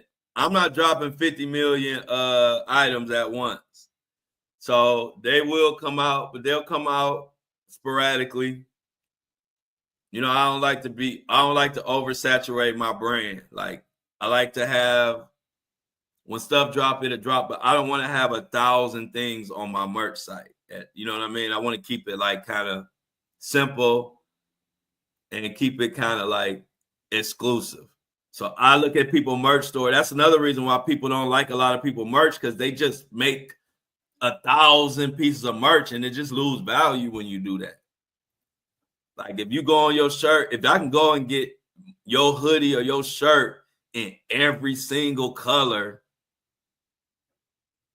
that's just too merch. Like I like my merch to be like have some kind of like style to it, or some type of exclusivity to it. So I'm definitely coming out with this shirt. I already got the concept of this shirt already made, but it'll be probably another month or so before it come out. But definitely a good idea. Yep. I don't like that. I would never drop a million different things, and I don't move like that. Like I like to drop exclusive stuff and put some real effort into like the whole, either the design or the significance of it or something. I don't want to have a website just full of, I could put 50 different things on there tomorrow, but I don't do it like that. But definitely good idea. I like the socks idea. Socks will be coming at some point.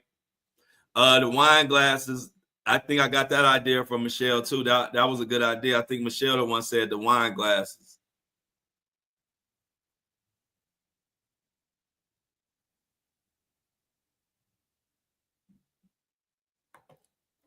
You said I'm gonna buy Dan and Mike that was talking shit the other day a headband and send it to their hating ass.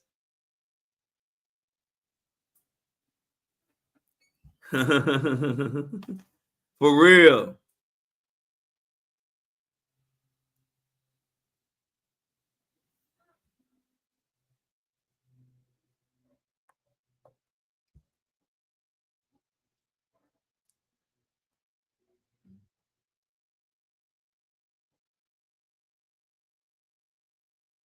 Yeah, get one for him. No, I know who you talking about. You talking about the guy. You talking about the guys who never came again. I know who you talking about. Y'all notice y'all ain't seen them. See, I ain't gotta block trolls. They get blocked when I just serve, when I cook their ass. You never seen them again. What? You never seen Dan and Mike again.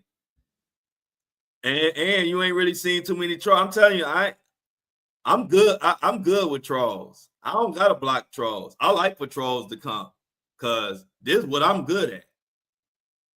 So as you can see, I cooked a few trolls. Y'all ain't seen them in a while. Y'all ain't seen no trolls in a while.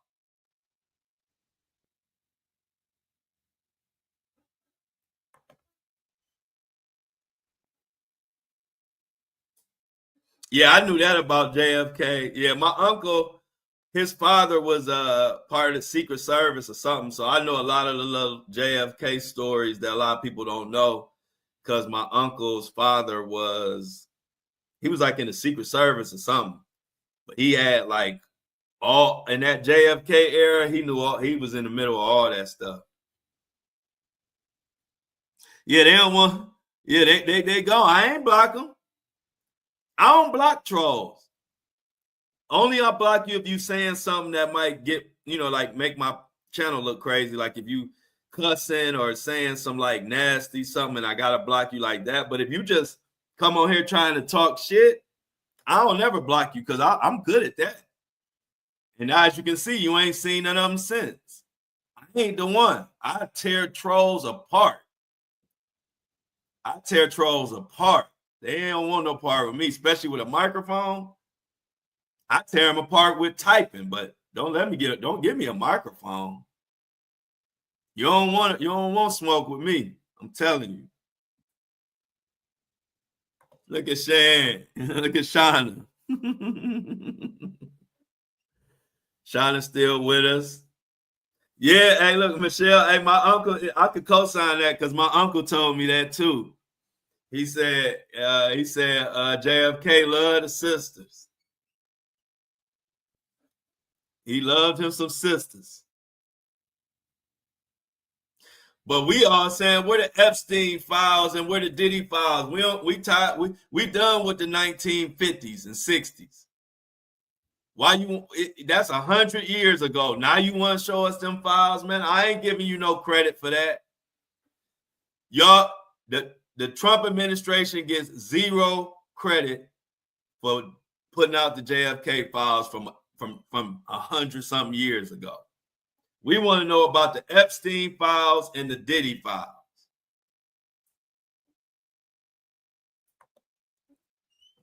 Amy said JFK was the first pretty president.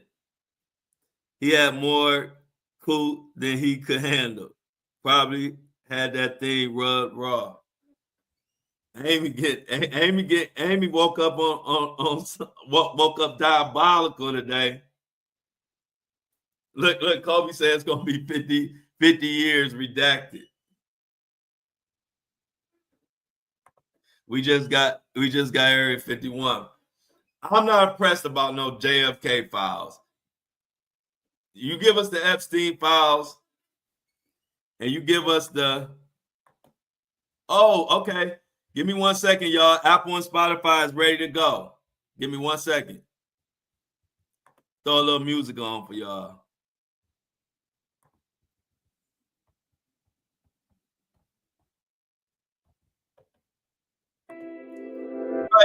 Maybe we gotta put some G Money. We do gotta put some G Money merch on there, y'all. So, oh yeah, I should do it. That's a good idea. I might do a JFK Diamond. Good idea.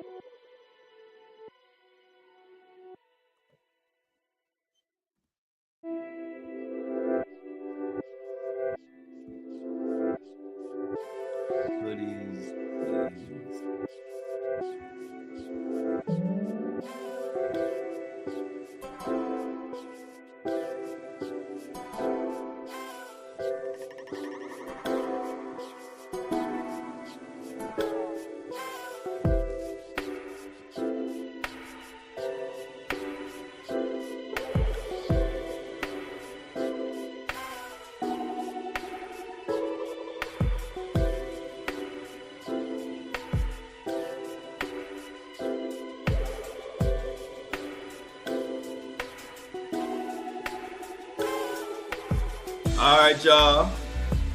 Apple and Spotify is all up and going.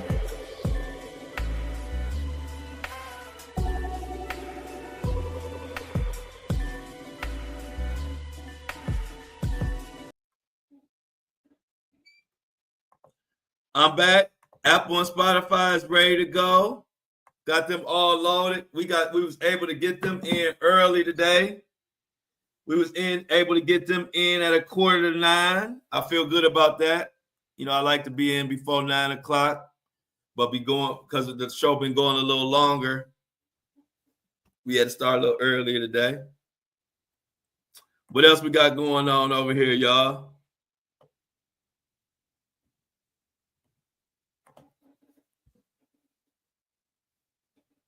Amy over there connecting dots. Who you talking about? 3 people was arrested, Meanie Me?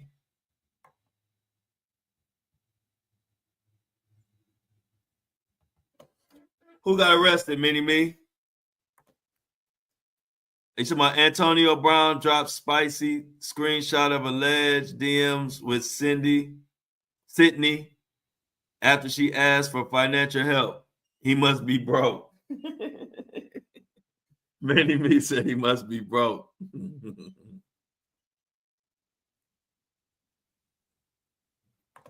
I didn't hear back from them yet, but hopefully, I don't know if I called, if I left a message the right number, but if they got an email or if you know a better contact, send it to me.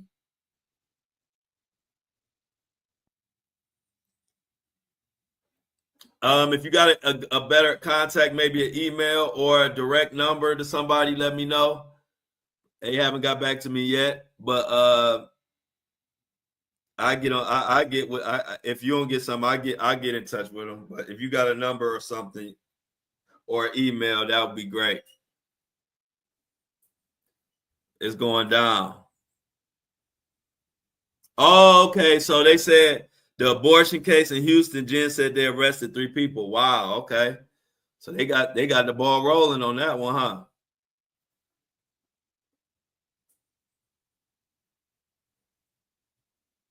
Yeah, I think Minnie Me had brought this story to us. Hold on. Yep, I saw that, Amy. You know, I saw that, Amy. But yeah, Jennifer, Minnie Me had told us about that story with the Texas midwife. But I'm gonna look into some of the details because I ain't really followed up on it.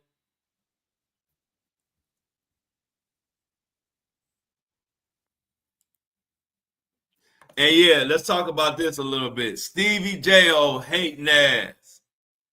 Talking about he taught Eve how to take a bath. My question is, how old was Eve when he taught her how to take a bath? How old was Eve when he taught her how to take a bath? And was that bath, was it a baby oil bath? Or was it a water bath?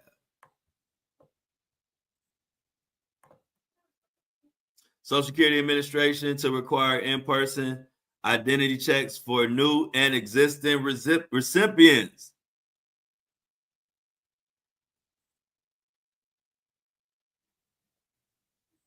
Why they bothering Social Security, ain't they? Look at what the boycott did, y'all. Target has lost $12.4 billion in value loss after the boycott. Shout out to y'all for the boycott.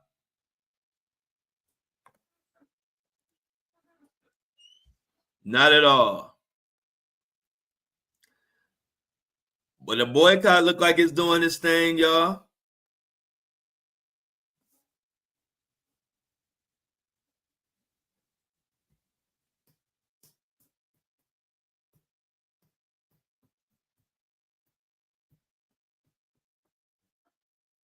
Boycott looking like it's working out. But yeah, Stevie J. So if y'all know what we're talking about, Stevie J did an interview on, what was that, Vlad, I believe? Stevie J did an interview on Vlad talking about Diddy and talking about Diddy giving him money and talking about he taught Eve how to take a bath. Y'all need to check it out.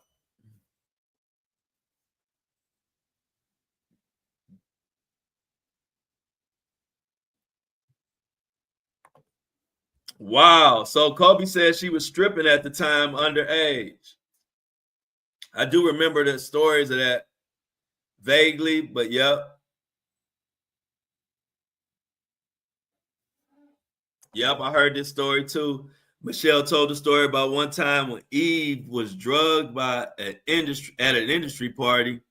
And if it wasn't for Janet Jackson, who knows? She might have been paid. You know, she is so embarrassed she was with that Stevie J. And Kobe says, yes, there is a video. Okay. So yeah, sometimes, hey, look, sometimes they say something in these interviews that they might wish they didn't say. They might wish that that Stevie J might wish he kept quiet.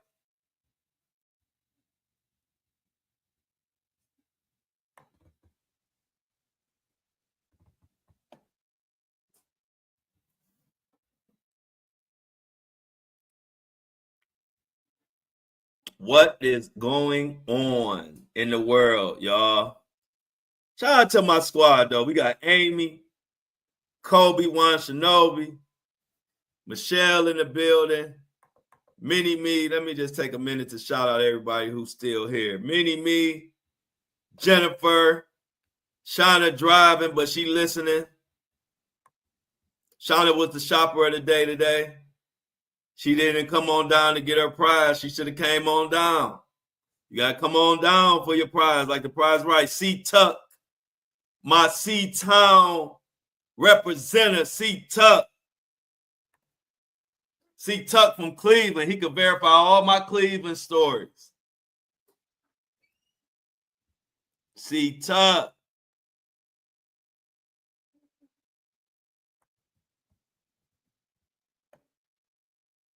Okay, we got Lauren in the building. Lauren driving. Diamond definitely in the building. And Mini Me making her sister some homemade food. Mini Me in there cooking. Look at the flick of the wrist. Look at the flick of the wrist. Look at the flick of the wrist. Go ahead, Mini Me. What you cooking in there? Oh, we got K Marie in the building. Yeah, you gotta send a little message so I can give y'all a shout out before we get up out of here. If you still in here, you know I always got to shout out the soldiers. K Marie says she's still listening. She just getting ready for work. I like that because I've used podcasts for years to listen to while I was doing stuff, like maybe getting ready to go out or listen to podcasts as I'm working or trying to get or resting. And now it's funny to hear so many people listen to me as they like to help them get through their day or like to help the time pass. I love it. I do that all the time. I listen to podcasts all the time. So I'm always using podcasts like to help take up time when I'm doing stuff. And now it's so funny to see that so many people do the same thing with my podcast. That's so cool.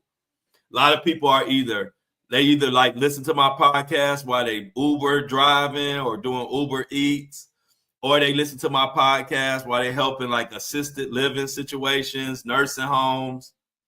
They listen to my podcast while they putting their makeup on. They listen to my podcast while they walk their dogs. They listen to my podcast. What else do they be doing? And some of them listen to my podcast before they like to go to sleep. And that's what I do. I listen to some of my favorite like talking podcasts to go to sleep. And so they reached out to me, y'all. They said they want me to do something for the comment app. And the app is a comment app where like celebrities talk and they be on there and people listen to them, like tell stories as they go to sleep. They want me to get on the comment app, like the comment app. They say I got a voice. They say people like listen to my voice to go to sleep. I'm like, I mean, I do that, but I ain't never know people did that with me. Well, if I can start early, I will. But 7:30 is the time. But if I can start early, I will, just because it helps get the Apple and Spotify people their podcast earlier. So 7:30 is the real time. But in cases that I can start early, I will start early.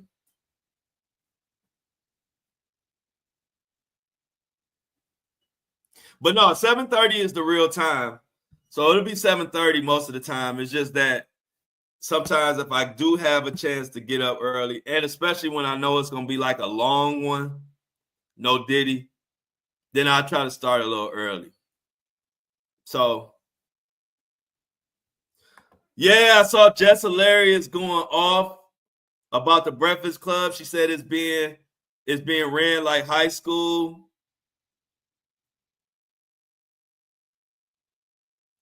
It's getting ran by she said it's ran like a high school. She said she never hated on the Lori girl, whoever the new girl is. Yeah, she was going off. What y'all think about Jess Hilarious? What y'all think about Jess Hilarious? I don't really have a big opinion about her. I never really watched her comedy. So I don't really have nothing good or bad to say about her. I just never really paid her too much attention.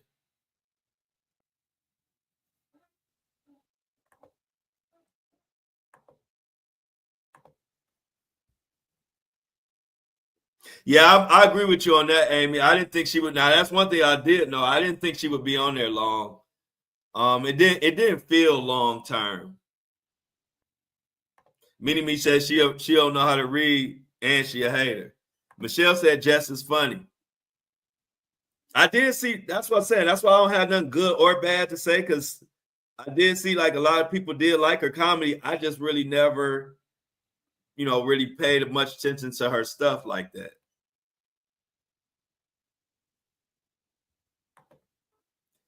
She said, I think she does all right on the Breakfast Club, but Lauren reports stories better. Yeah, and see, that's the thing people don't realize. Being a comedian and reporting stories is two different things. You can do both, but they're two different skill sets. And so when you find somebody that's better than you at telling stories, it's not nothing you could do about that. Telling stories is kind of like a gift. You're kind of born with that. Either you know how to draw people in or you don't. It's not really something you could really do. Being a comedian is different. That's why I tell stories and people laugh as I'm telling stories, but I'm not a comedian. I just tell stories. I'm natural when I tell stories, and people laugh at that. But I'm not a comedian. But I like telling stories. I like talking about current events, and so that's like if you had a podcast with me and another comedian or whatever, he might be funny, but he's not going to be better than me at telling stories for like news type stuff. He'll be good at being funny, but telling news and sneaking some comedy in the news, that's a whole different thing. So I can see why Old Girl was better than Jess at it. I mean, it's not nothing. If somebody better than you at telling stories when it comes to news, that's just something they born with. It's not really much you could do about that. A lot of people said this, K. Marie. A lot of people said they liked them both. I did see a lot of people say I like them both on there for different reasons. They say I like the way Lauren told the stories, but then I like the Jess Hilarious comedy. I heard a lot of people say that. In fairness, I heard a lot of people say that. Yep, Lauren did work for on TMZ. Amy said she made skank ass faces to Lauren, and that may be a reason that they got her up out of here.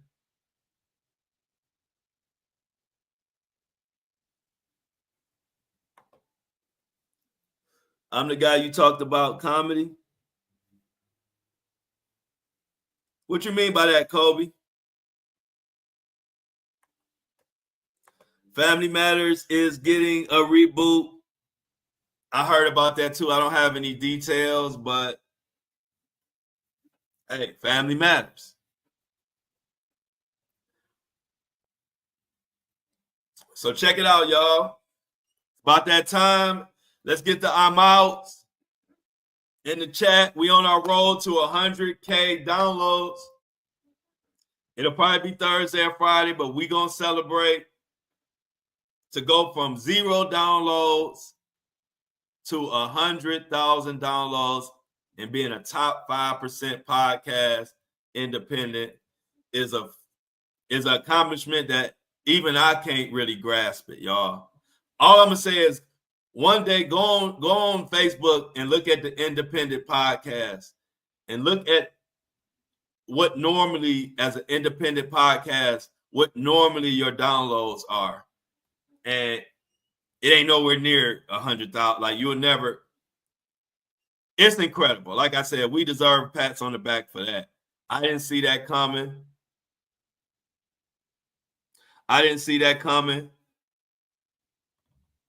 But we did it. Like Jennifer said, I'm out. Where the rest of y'all at? Y'all taking too long. Where the I'm outs at? Yes, Amy. Yes, we did that. It was definitely, I don't know how, but it happened, and we're gonna keep going. There you go, Michelle. That's a I'm out for your ass. Michelle, that's the I'm out. That's what I'm talking about. I like Jennifer's and Michelle, but Michelle came with the long one, no Diddy. There go my boy Kobe. I'm out. Yeah, y'all. So 7:30. Sometimes if I can get in here early, I will. I love y'all, but I'm out.